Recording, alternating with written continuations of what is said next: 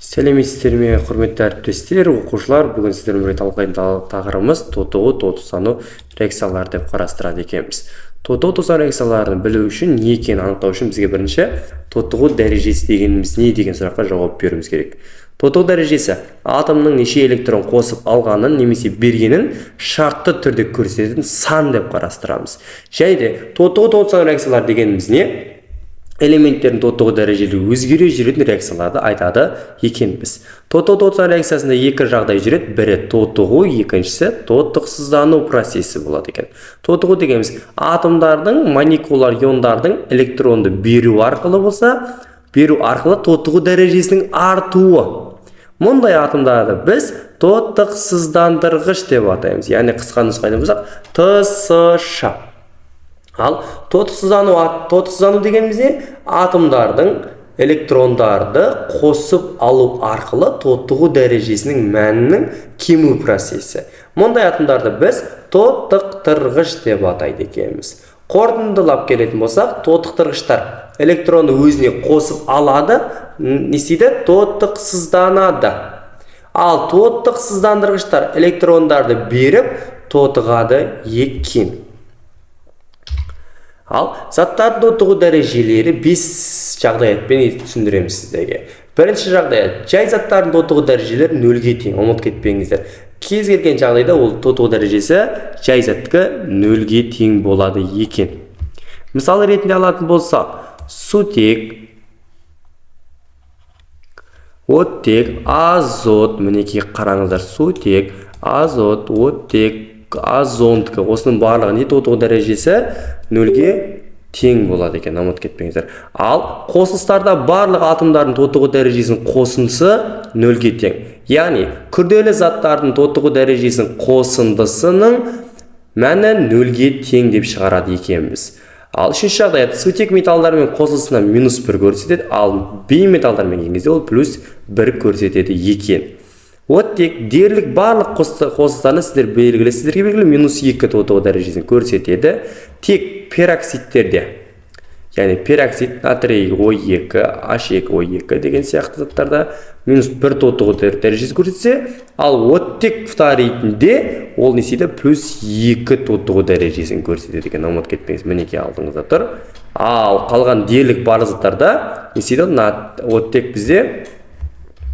оттек бізде несейді -2 тотығу дәрежесін көрсетеді. Ал кейбір элементтердің тотығу дәрежесі тұрақты, мысалы сілдірік металдарда күмісте +1 болады, ал сілдірік жер металдарда мырышта, бериллийде +2, алюминийде, галлийде, индийде 3 элементте +3 тотығу дәреже көрсетеді екен. Басқа элементтер айнымалы тотығу дәрежесін көрсетеді. Олардың қосылыстар тотығу дәрежелері келесі ереже бойынша анықталады деп қарастырады екенбіз. Ал бізге заттар берілген, қосылыстар берілген, осының тотығу дәрежелерін табайық.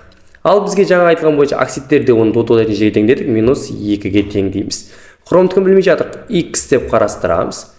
X -2 мен 3-ті көбейтетін болсақ, -6 тең нешеде, қосындысы 0-ге тең деп қарастырдық қой бізде, тең 0-ге. Ал X тең математика курсы бойынша -6 мына бетке өтетін болса, +6 деп қарастырады екенбіз. Ал сонда мына жерде тотығу дәрежесі нешеге тең, хромдікі +6-ға тең болады екен. Ал екінші қосылыста хром 2O3 -2, мынау X деп қарастырамыз. Сонда 2X -6 тең 0-ге, 2X тең 6-ға, X тең +3-ге деп қарастырады екенбіз. Ал бұл есеп арқылы шығаратын болсақ, немесе қараңызшы, кейбір оңай жолдар, мынау -2 болатын болса, мына жақ не болады? +4 деп қарастырамыз. Яғни екеуінің көбейтін -2 ғой. Соған қарама қарсы таңбаны қойып шығарып кете береміз. -2 болатын болса, X деп қарастырайық. 2X -2 тең 0-ге, 2X тең, -2 не қойса 2, X тең +1-ге деп қарастырады екенбіз. Ал бізде бейметалдармен келген сөзде қажет жаңа біз +1 тотығу дәрежесін көрсетті деп айттық сіздерге. Так, мына жақта ол X деп қарастырамыз. X +3 тең 0-ге, X тең -3-ге. Марганец O2, марганец оттек -2, марганец X деп қарастырсақ, X -4 тең 0-ге, x тең плюс 4ке деп қарастырамыз. Ал марганец 2O7 x деп қарастырамыз. 2x минус, так, 2-ні жеті көбейтсек 14 тең 0-ге. 2x тең 14-ке, x тең плюс 7-ге деп қарастырамыз. Ал силан, так, минус плюс 1, x деп қарастырамыз. Так, сонда x плюс 4 тең 0-ге, x тең минус 4-ке деп қарастырамыз. Көрдіңіз бе? Кремний минус 4 дәрежесін көрсетіп тұр силан қосылысында. Ал силициум O2-де, кварцта минус 2, оттек дұрыс па? X дейін болсақ, x минус 4 тең 0-ге, x тең плюс 4-ке деп қарастырды. Мінеке айналмалы тотығы дәрежесі. Ал заттар, күрделі заттарға келейгенде H2 SO4. Химия өнеркәсібінің ана деп қарастырамыз. Минус 2 плюс 1 сутектікі, x. Ал не істейміз? 1 мен 2-ні көбейтеміз. 2 қосылған x минус 8 тең 0-ге. x плюс 2 минус 6 не істейді? Азайтылады. Минус 6 тең 0-ге. X тең плюс 6-ға. Азот қышқылы минус 2 плюс 5 и плюс 1 болады бізде. Қай табылды плюс 1? Наны x деп қарастыратын болсақ, плюс 5 қай табылды? Плюс 1 қосылған x минус 6-ға тең 0-ге. X минус 5-ке тең, x тең плюс 5-ке деп қарастырамыз. Ал аммоний гидроксидіндегі азоттың тотығы дәрежесіне нешеге тең деп қараймыз. Сутек плюс 1, оттек минус 2 плюс 1. X қосылған 4, азайтылған 2 қосылған 1 тең 0-ге.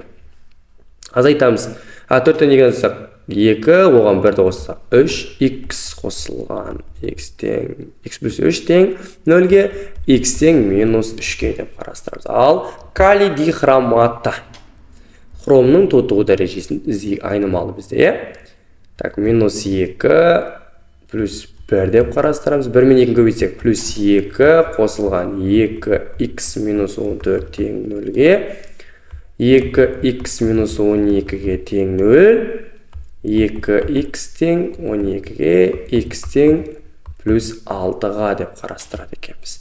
Ал аммоний дихроматта минус 2, так, x десек, плюс 1, аммоний нитратын ол минус 3 болады, ал көрейік минус 3 пен шарп. Так, минус 6 қосылған, так, найген көбейтеміз, плюс 4, плюс 8, 2x минус 14-ке тең 0.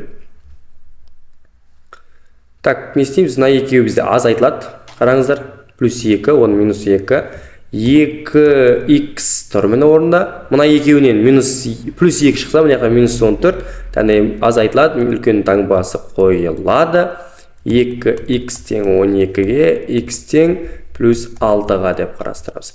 Ал кальций фосфаты апатиттің құрамында фосфордың тотығы дәрежесін іздейік. Кітақшаның ішіне минус 2, дұрыс па? Плюс 2. Неге көбейтеміз? Плюс 6. Жақшаның сыртындағы 2 әсер етеді. Қосу 2x неге көбейтсек минус 8, 12 көбейтеміз минус 16 тең. 2x неге азайтатын болсақ нәді алды ғой? Минус 10-ға. 2x тең 10, x тең плюс 5-ке. Ал алюминий сульфатын табайық ал. X сульфатына көрттің тотығы дәрежесі минус 2 плюс 3. Көбейтеміз. Плюс 6 қосылған. Мұна екеуін көбейтеміз. Сонда 3x минус 8, дұрыс па? Сыртта 3-ті көбейтетін болсақ, минус 24 тең 0-ге. 3x минус 18 тең 0-ге, 3x тең 18-ге, x тең плюс 6-ға деп жазады екен біз. SO3 минус 2, минус 6, міне сонда плюс 6 болады екен. Дәл осы тотығы дәрежесін есейміз біз табады екен біз. Арғай жалғастыратын болсақ. Енді тоттығы тотсану реакцияларына көшейік. Ал тоттығы тотсану реакцияларын теңестіру жолдарын қарастырайық. Жалпы екі түрлі әдіс бар. электронды баланс әдісі және жартылай ионды электронды баланс әдісі деп қарастырамыз. Бүгін сіздермен біз электронды баланс әдісімен теңестіретін боламыз. Ал екінші бөлімімізде жартылай ионды электронды балансымен теңестіреміз. Ал алюминий жай зат болып тұр, тотығы дәрежеге тең, оның нөлге тең деп қарастырамыз. Ал H2 біздегі оттек -2, сутек +1, көттігін табатын болсақ ол +6 болады екен. Так, оттек -2, алюминий +3, Xe табатын болсақ +6 және 0. Кімнің тотығы дәрежесі өзгерді бізде? Алюминийдікі өзгерді және сутектікі өзгерді. Алюминий бізде 0-ден неге өзгерді? Алюминий +3-ке өзгерді. Неше электрон? 0-ден -3 электрон, яғни 0-ге өтіп жатыр екен. Ал сутекті қарастырайық. H бізде қанша сутек бар? 2 сутек H +1. Мына жақтан алатын болсақ H 0 +2-ден 0-ге өтіп жатыр. Ол кім болады сонда бізде? Так, қанша электрон керек оған? +2. Ал қараңыздар. Алюминий 0-ден +3-ке өтіп жатыр, оның тотығы дәрежесі жоғарылап жатыр ма? Яғни жоғарылап жатыр. Ол кім сонда бізде? ТСШ, яғни тотықсыздандырғыш болып табылады екен. Яғни не істеп жатыр burada біз? Тотығу процесі болып жатыр. Ал сутек +1 +2-ден 0-ге өтіп жатыр. Ол кім сонда? ТТШ. Яғни тотықсызданып жатыр. Тотықсыздану. Ал енді біз қараңыздар, теңестіруіміз керек. Мынада 3 электрон, 2 электрон. Ортақ бөлім береміз. 3 пен 2-ге неше болады бізде? 6. 6-ны 3-ке бөлсек 2, 6-ны 2-ге бөлсек 3. Мінекей, атомдардың алдына қойылатын сандар, иондардың алдына қойылатын сандар таптық. Бізде неше дейді? 2 алюминий 0 қосылған 2 сутек катионы бар еді. Бізде мына жақта 3-еу көбейтетін болса 6H сутек катионы шығады. 2 алюминий +3 және 3 сутек атом молекула шығады екен. Ал айтылған сандарды оны қойып шығайық. Бізде алюминий 2 қой дейді. Қойдық. Мінекей сутек катионы бізде 6, яғни 2 бар еді. Не істейміз? 3-ке бөлеміз. 6-ға 2-ні бөлеміз, сонда 3. Алюминийді алдына 2 қойды, өзі 2-сі тұр екен. Мінекей сутектің алдына қанша қойдық бізге? 3. Қараңыздар ал. 2 алюминий болды ма? 2 алюминий, 6 сутек, SO4. Күрт 3-еу, оттек 12. Яғни реакциямыз еді біздің теңесті. Ал ары қарай қарастыратын болсақ, феррум хлор 3 плюс калий дейді. Шығады екен темір хлор 2, йод калий хлорида дейді. Так, хлор -1, сонда теміріміз +3 болады екен. Йод минус, калий +1. Ал мына жерде хлор бізде -1 болса, екін көбейтеміз, -2, X деп шығаратын болсақ, теміріміз +2 болады екен. Йод жай зат болып тотығы дәрежесі 0, мына жақта -1 және +1 деп қарастырады екенбіз.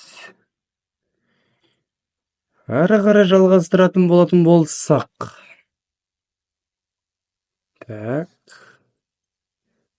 Первый олайық. Ал енді, кім өзгерді? Темір 3-тен 2-ге, йод -1-ден 0-ге. Так, темір +3, мына жаққа шыққан кезде, өзгерген кезде ол +2 болды. Неше электрон керек бізге? 1 электрон қажет болады екен. Яғни азайып жатыр ма? Яғни +1 электрон қажет болады екен. Ал екінші жағы йод -1. Ал мына жақта йод 2-ге тең екен. Ал алдына неше қоямыз? Мына жақта 2 болған екен, мөлдер алдына 2 қоямыз. Сонда -2-ден неге өзгеріп жатыр? 0-ге. Қанша электрон керек? 2 электрон қажет болады екен. Ал ортақ бөлім берейік. 2 мен 1-ге 2. 2-ні 1-ге бөлетін болсақ 2, 2-ні 2-ге бөлсек 1. Ал теміріміз +3 еді, +2-ге өзгеріп жатыр. Сонда ол азайып жатыр ма? Азайса кім бізде? ТТШ. Тотықсыздану процесі. Ал йод -2-ден 0-ге өтіп жатыр бізде, яғни не істеп жатыр ол? ТСШ, яғни артып жатыр.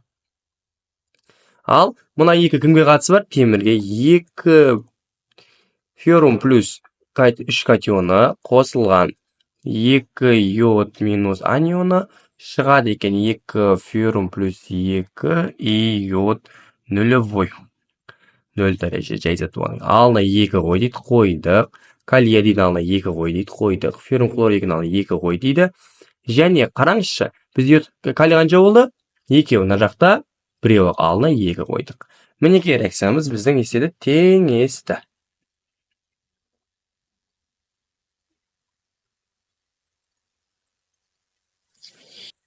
Әрі қарай жалғастыратын болсақ. Так, хлор. Так, сұраймыз. Хлор 0 жайды ретінде. Натрий OH, натрий плюс 1, оттек минус 2 плюс 1. Мына жақта минус 1 плюс 1, минус 2 плюс 1, және плюс 5, минус 2 и плюс 1. Хлор 0-ден неге өзгеріп жатыр? Хлор минусқа. Алына 2-сін қояды екенбіз, мінекей. Хлор 0-ден не істеп жатыр? Хлор плюс 5-ке өтіп жатыр. Алына 2 қоямыз. 2-сін қойып бердік. Ал 0-ден минус 2 өтіп жатыр. Не істейміз оған? Біз 2 электрон болады. Ұмытып кетпеңіз. Плюс 2 электрон қосамыз. Азайып жатыр бізде.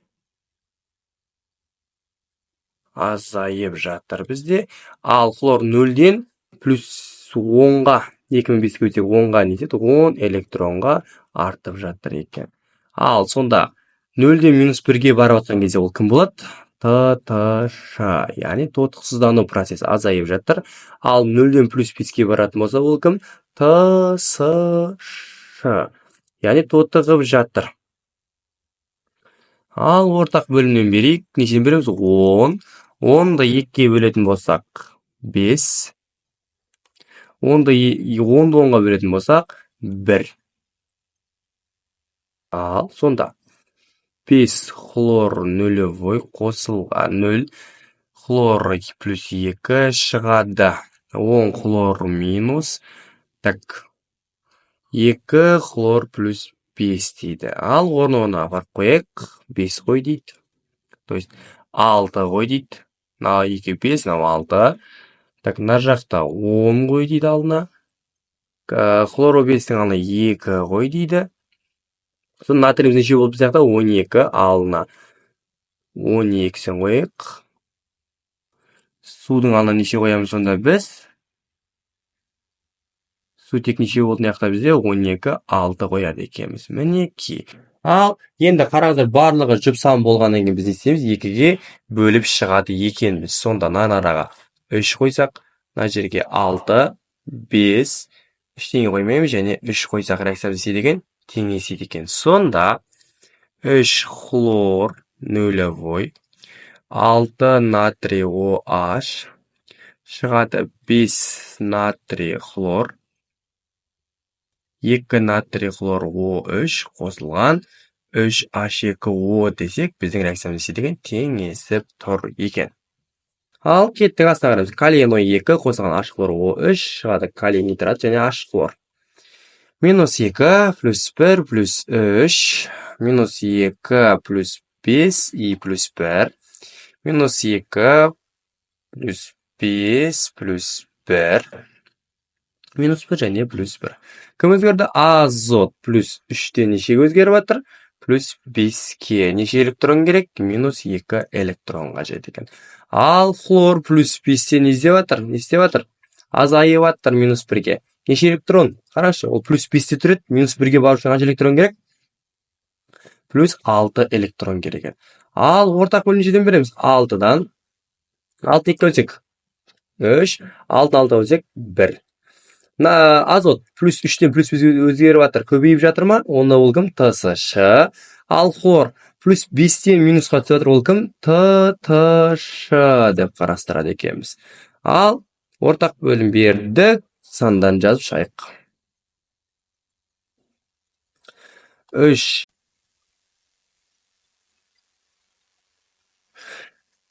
3n плюс 3.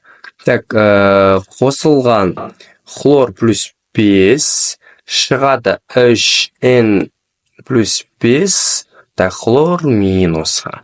Алына 3 қой дейді сізге. Мына жаққа барып, қанша қой дейді?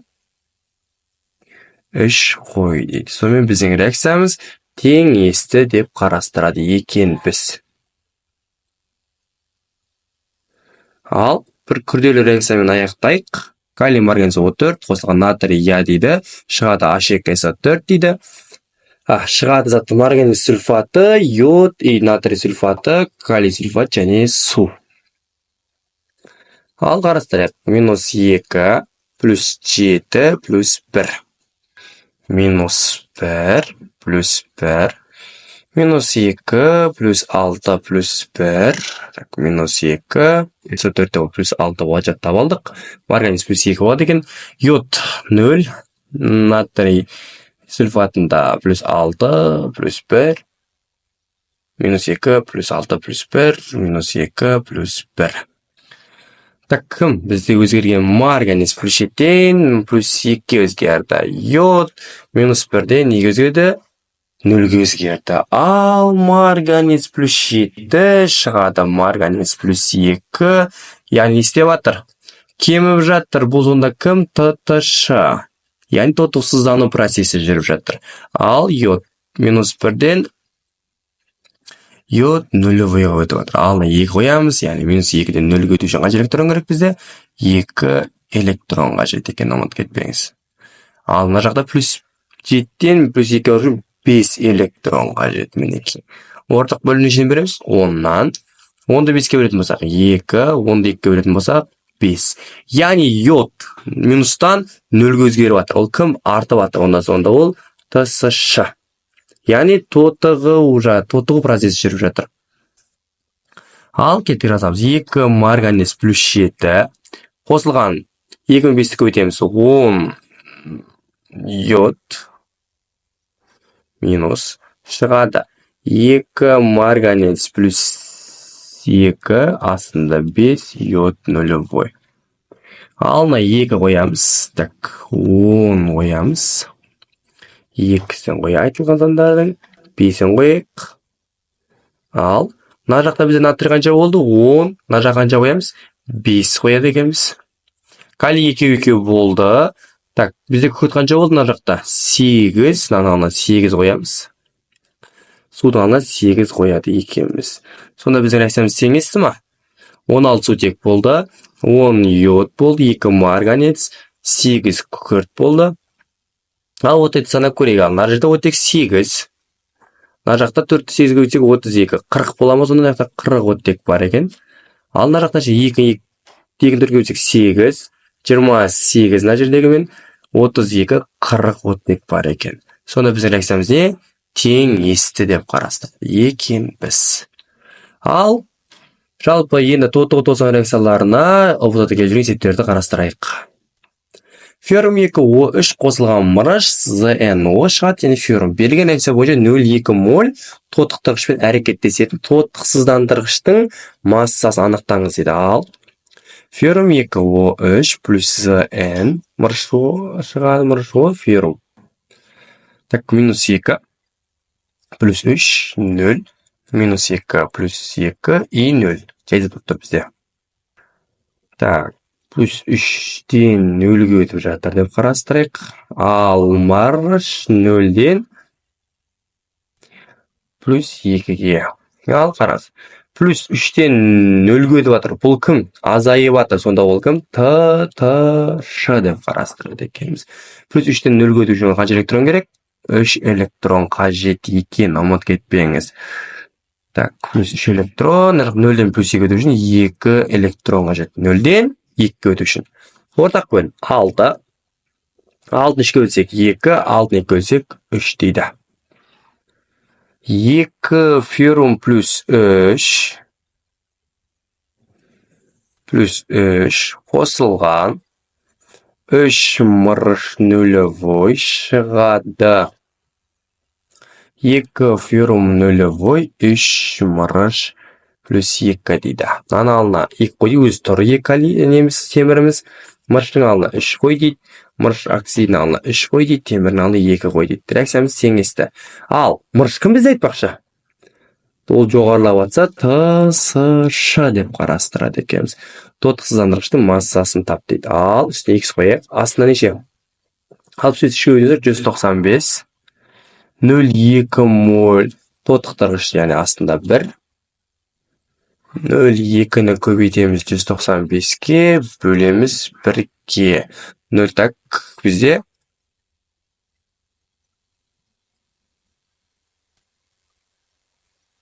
сонда 0,2-ні 195 көбейтіп 1-ге бөлетін болсақ, бізде 39 деген сан шығады екен. Ұмыт кетпеңіздер. 39 деген сан шығады екен. 39 грамм. Жауап бар ма? Бар. А варианты дұрыс жауап деп қарастырады екенбіз. Әрі қарай жалғастыратын болсақ, бізде не берген?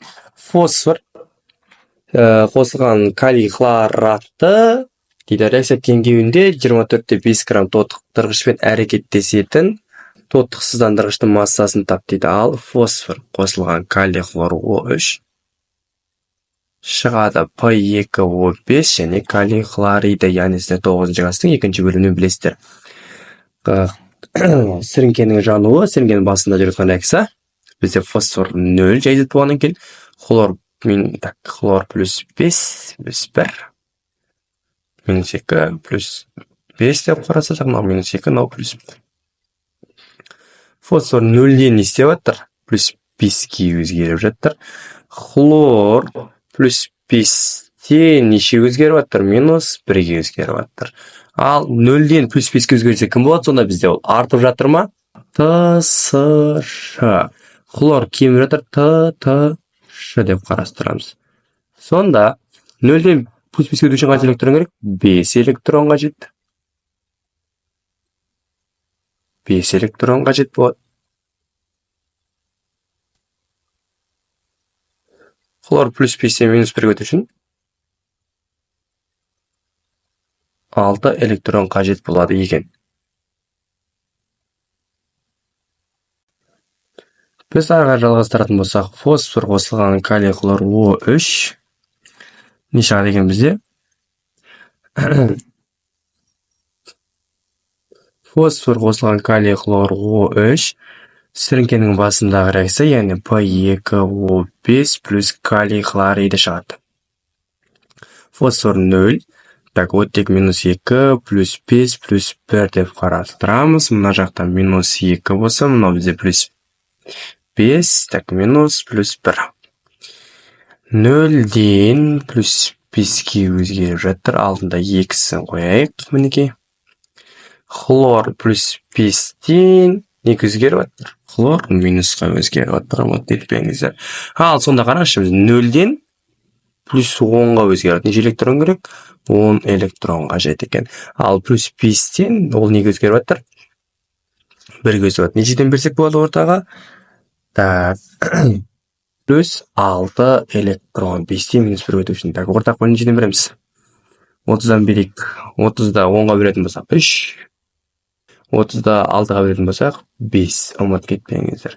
Және де фосфор 0-ден плюс 5-ге өзгереді. Кім бізде? ТСШ.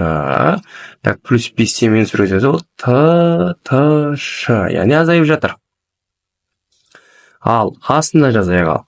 6 фосфор қосылған 5 хлор плюс 5 шығады 6 фосфор плюс 5 тотығу дәрежесімен және 5 хлор минус. Ал алдарына бір қояйық. 6 қояйық дейді мына жерге. Мына жерге 5 қойыңыз дейді сізге. Мынаның алдына.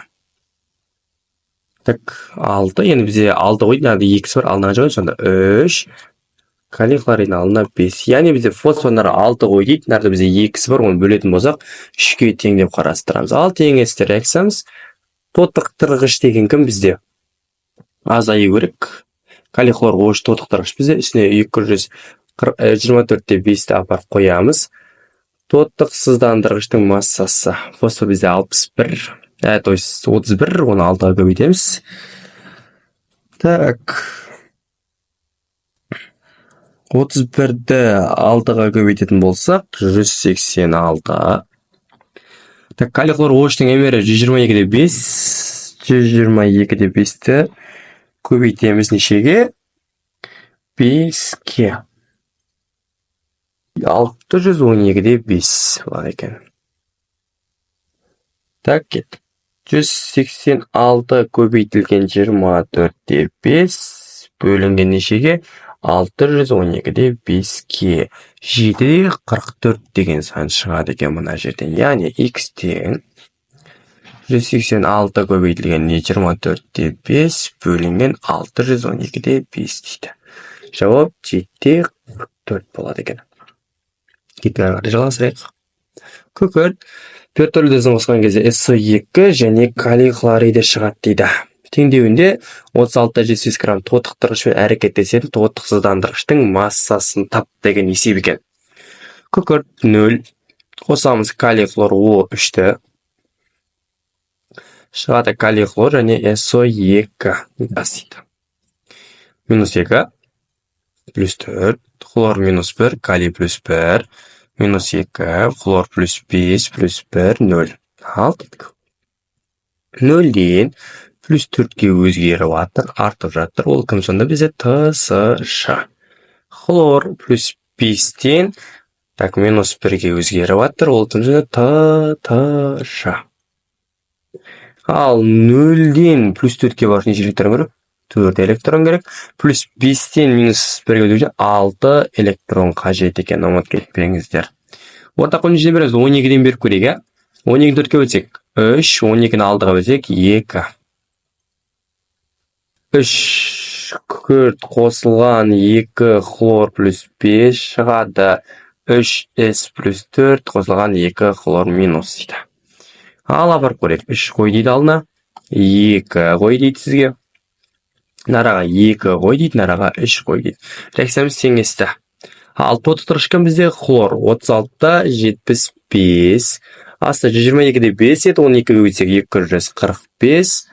X 96. 32-ге көбейтеміз. Сонда 96 көбейтілген 36-та 75-ті бөлеміз нешеге? 245-ке. 14-де 44 деген сан шығады. Яғни наған көбейт, наған бөлгенде 14-де 44 деген 4 деген сан шығады. Жауабы В нұсқасы болады екен. Феррум 2 OH қосылған алюминий шығады. Алюминий 2 OH берілген реакция бойынша 0,5 моль тотықсыздандырғышпен әрекеттесетін тотықтырғыштың массасы. Феррум 2 OH қосылған алюминий 2 OH плюс феррум. Енді біз бұны оңай жолмен теңестірсек, яғни бізде алюминий екеу, мына жаққа 2 қоямыз, темір екеу. Ал енді қарас. Темір минус 2 еді, плюс 3 нақта. Вот минус 2 плюс 3 0. Минус 2 плюс 3 и 0. Қарас. Темір плюс 3-тен 0 өзгеріп жатыр. Ол кім болды сонда? Теміріміз біздің плюс 3-тен плюс 0 қойды отыр. Ол кім сонда? Азайып жатыр. ТТШ. Алюминий 0-ден алюминий плюс 3-ке өзгеріп жатыр. Кім? ТСШ. Яғни жоғарлап жатыр ғой. Ал кет. Тотықсыздандырғыш алюминий 0,5 моль. Астында 2 моль. Феррум 2 OH-тың емері 160, қателеспесем. 160-ты көбейтеміз 0,5-ке. Бөлеміз 2-ге. 40 деген сан шығады екен. Сонда x тең 160 көбейтілген 0,5 бөлінген 2. Сонда 40 деген грамм деген сан шығады екен. Магний HNO3 қосылған магний нитраты NO2 және су берілген дейді. Реакция теңдеуі бойынша 25 грамм тотықсыздандырғышпен әрекеттесетін тотықтырғыштың массасын анықтаңыз дейді. Марганец плюс магний қосылған HNO3. Марганец сұйытылған деп қарастырамыз. Мына жерде сұйытылған жағдайда шығады N2O плюс H2O. Так, 0 плюс 2 минус 2 плюс 5 плюс 1. Минус 2 плюс 5 деп қарастырсақ болады. Минус 2 плюс 1. Минус 2 плюс 1. Ал магний 0-ден неге өзгеріп жатыр? Плюс 2-ге артып жатыр. Онда кім ол? ТСШ. Ал азот плюс 5-тен, яғни алына 2-сін қойық. Жақта N2 екен өткені. Плюс 1-ге. 10-нан плюс 2-ге өзгеріп жатыр деп қарастыратын болсақ, қанша электрон керек отаға? 8. Мына жақта 2 электрон. Так, минус 0-ден плюс 2-де 2 электрон керек. Ал мына жақта 8 электрон қажет екен. Ал ортақ бөлім 8-ден береміз. Так, 8-2 бөлсек 4. 8-8 бөлсек 1. Сонда 4 магний нулевой 2N плюс 5 шығады. Магний 4 плюс 2 N2 плюс 1 дейді. Наның алына бар 4 қой дейді. Наның алына 2 қойдырды әзірге. Так, мына жаққа 4 қой дейді бізге. N2 өз орнымен тұра берсін дейді. Так, бізде нақты қанша? 10 ба? 10-на барып қойайық. Сутектің алына 5 қойайық. Сонда бізде 30 болды. Мына жақта 6, 24.